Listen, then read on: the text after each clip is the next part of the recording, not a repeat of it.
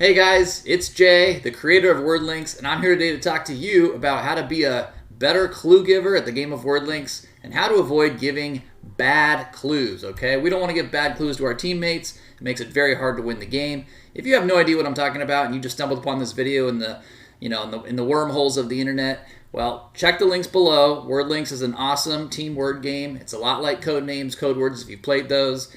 Head on over to my website, download the game. It's free to play for iOS and Android. Regardless, I'm here to talk to you today about bad clue giving. So let's get right to the topic, all right?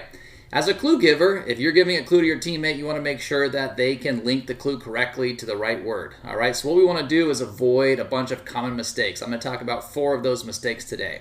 The first common mistake is to use a synonym, all right? Synonyms are terrible clues. Why? Well, it's too obvious to the hidden word. The other team's going to decode you in no time. So if, for example, your word is, let's say it's a car, and you give the clue of truck or van or automobile or even vehicle, all terrible clues. Those are all basically synonyms of the word car. Way too easy for the other team to decode you and figure you out. So don't give synonyms as clues. Those are bad clues, the worst clues, okay?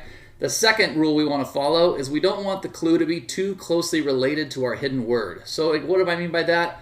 Let's again go back to our car. We don't want to give the word drive, okay? Drive is a terrible clue because most things that you drive are cars, all right? Maybe you drive a golf ball every now and then, but shout out to Tiger Woods. Most people drive cars. So if you say drive, the other team's going to figure you out in no time and know that, oh, their hidden word is probably something to deal with a car. And your teammates are going to hate you for that clue because it's just too simple, too straightforward. So we don't want to do anything that's too closely related, all right? The third rule that we're going to try to follow is we don't want to do multi-match words. What do I mean by that? If your clue links to 2 different hidden words that you have, it's going to be impossible for your teammates to figure out which of those 2 words you go to, okay? So let's take, for example, a tree and a dog, and then you give the clue of bark, all right? How do we know if it goes with tree or with dog? We don't know because a tree has bark and of course a dog barks. So the only way you can give a clue like that and have any success is if you give another clue that eliminates the other word. So there are times and exceptions to where multi-match clues are okay, but you've got to know that you've got to eliminate the other words. That's a little bit of an advanced tactic. The fourth type of bad clue that we can give is it's too many degrees removed. I was once playing a game where my hidden word was outer space, and I got one of the clues was grass. Of course, I didn't link grass to outer space. I linked it to something else that seemed way more obvious. My partner was like, why didn't you link it to outer space? I said, they have no relation. He's like, grass, as in Neil deGrasse Tyson, the famous astronomer from Cosmos? I about punched him in the face, all right? That's an impossible too many degrees removed clue.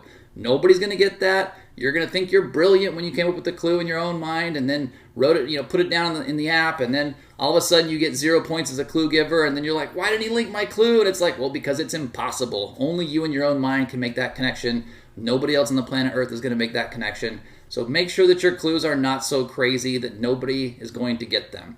All right, so those are just 4 different tips that we talked about to avoid giving terrible clues. Make sure you give good clues. If you want to know what a good clue is, stay tuned for our next video. We're going to talk about 4 different tips on giving great clues. Thanks for tuning in. Play some word links. See you soon.